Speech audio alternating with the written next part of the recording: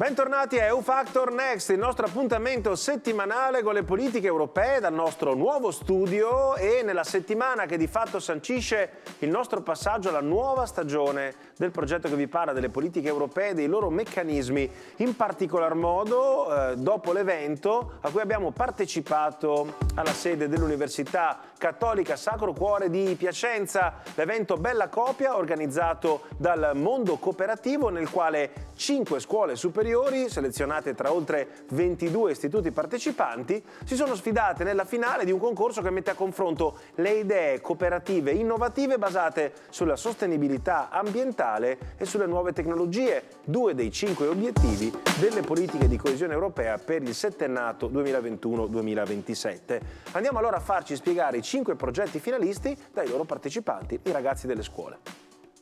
Il nostro prodotto di punta è l'EnerSave, che è un dispositivo in grado di misurare la corrente elettrica assorbita in casa nei diversi momenti della giornata per poter controllare anche i consumi e per monitorare appunto il limite su cui si è prefissato appunto il nostro dispositivo. Ci si può anche interfacciare tramite un'applicazione che si trova nel nostro sito, oppure potete tranquillamente installarlo tramite App Store oppure Play Store. Noi frequentiamo un liceo economico-sociale con caratterizzazione biomedica, quindi abbiamo deciso di portare delle innovazioni in campo biomedico e anche medico, con la creazione di smartwatch e anche dei droni per la salvaguardia dei cittadini, e tutti questi incidenti sono assolutamente rintracciabili grazie agli smartwatch dell'ultima generazione, in collaborazione con marchi internazionali come la Apple, la Samsung, che comunque sicuramente sarebbero nostri partner. È un'app in cui i vari utenti possono cercare i prodotti a loro interessati senza comunque rinunciare alla qualità, comunque però con dei prezzi sostenibili e molto bassi. E è stato un percorso molto, bello per noi, perché comunque siamo riusciti a mostrare delle parti di noi che prima non avevamo viste. Abbiamo avuto dei lavori di gruppo molto pieni. Il nostro progetto consiste nel avere un'applicazione, un software che ti scannerizza il corpo e, scannerizzandolo, collegare sopra di te un'immagine di un vestito, in modo da vedere come ti calza, come ti sta, se ti sta soprattutto, in modo da evitare di rendere indietro tanti prodotti e avere insensati spostamenti da parte dei corrieri. Cosa abbiamo fatto? Abbiamo creato questo parco, un parco che riavvicini l'uomo alla natura, perché sappiamo che durante magari il periodo Covid molti bambini piccoli sono stati rilegati in casa, e quindi cosa abbiamo fatto? Abbiamo creato questo parco che insegni con attività e giochi i valori della natura, appunto attraverso queste attività green ecologiche, con vari giochi ed esempi di giochi. In tutto questo i ragazzi ci hanno consentito di avere un luogo speciale per il kick-off di EU Factor Next, come ci hanno spiegato i leader del progetto Bella Copia, che sono anche i leader del nostro progetto. Siamo ripartiti proprio da qui. Siamo a Piacenza, l'evento di Bella Copia è stato bellissimo, ma è stato molto interessante secondo me la reazione che abbiamo avuto ai ragazzi che discutevano e apprendevano circa l'Europa.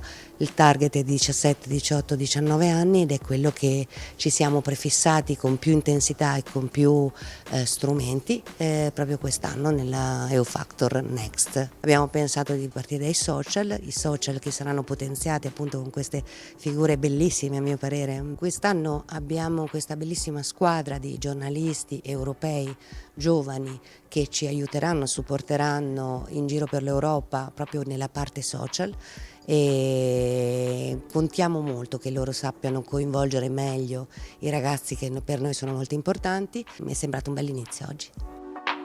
Assolutamente sì, quest'anno poi tutti i temi della sostenibilità e tutti i temi della progettazione innovativa sono emersi in modo davvero eclatante.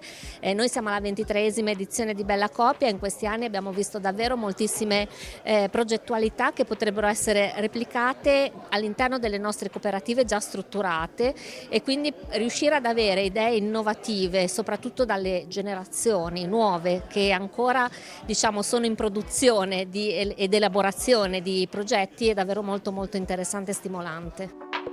Accanto a Bella Copia abbiamo intavolato una chiacchierata con il nostro esperto di istituzioni europee ed europrogettazione Fabio Casini e assieme ad Eugenio Radin, il divulgatore filosofico scientifico noto come White Whale Café su Instagram, andate subito a seguirlo, e assieme a noi c'era ancora una volta, come qualche mese fa a Forlì al Festival del Buon Vivere, anche Raduni, il gruppo delle radio universitarie rappresentato da Giacomo Giraudo. Una chiacchierata che è partita da due considerazioni fondamentali. La prima è che al quiz che abbiamo sottoposto ai ragazzi delle scuole superiori, questi hanno risposto ancora una volta commettendo un errore buono, e cioè chiedendo che l'Europa realizzi i suoi obiettivi ambientali entro il 2035 anziché come previsto al 2050. E poi abbiamo parlato del voto del prossimo giugno, il voto per rifare l'Europarlamento, di cui ancora troppo pochi ragazzi conoscono l'entità. Risulta ogni volta perché evidentemente i giovani hanno un'urgenza che è giusta, hanno ragione. L'Unione Europea sta cercando di accelerare quanto più possibile il processo, speriamo ce la faccia. Secondo me hanno ragione, abbiamo fretta tutti di risolvere o almeno di smettere di far danni da un punto di vista ambientale e climatico. L'altro tema dove forse abbiamo raccolto meno entusiasmi è quello del voto europeo. Se ne occupa Europe Direct, se ne occupano naturalmente i docenti di tutti gli ordini e gradi, però la sensazione è che soprattutto nella fascia d'età che comincia a votare o ha cominciato da poco a votare non ci sia proprio la concezione di questo voto europeo. Sì, purtroppo è un po' il problema che c'è da sempre dell'Unione Europea. Ultimamente poi la disaffezione al voto è sempre crescente, non soltanto per le elezioni europee, abbiamo visto anche per le elezioni nazionali, regionali, eccetera, e questo è un problema serio per la democrazia in generale. Non votare significa semplicemente far decidere altri, sia a livello europeo che ad altri livelli, quindi non credo sia mai la scelta corretta. Forse dovremmo capire che sotto le guerre, sotto a tutte queste manovre, c'è una storia di cooperazione che la scienza, l'arte, la cucina che ho citato ci insegnano questa storia di scambi, di cooperazione.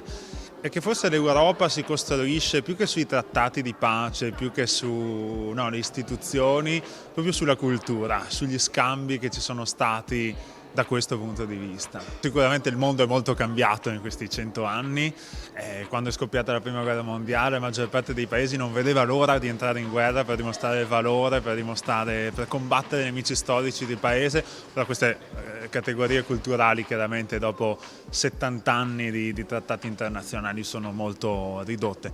Però è anche vero questo, che come abbiamo detto prevedere il futuro è sempre molto difficile. Quindi quello che possiamo fare è cercare di capire quale futuro vogliamo e cercare di fare un'impresa, un progetto che vada verso quel futuro. Il dialogo, le parole sono meglio della clave del fucile. Cerchiamo di costruire un dialogo, un confronto che non sia una gara a chi vuole la più forte, ma che sia una gara a chi ascolta meglio le ragioni dell'altro. Un messaggio importante è quello di White Whale Café, un nome d'arte di Eugenio Radin, nel quale l'Europa crede e nel nostro piccolo crediamo anche noi. La puntata finisce qui e vi diamo appuntamento al prossimo episodio di EU Factor Next.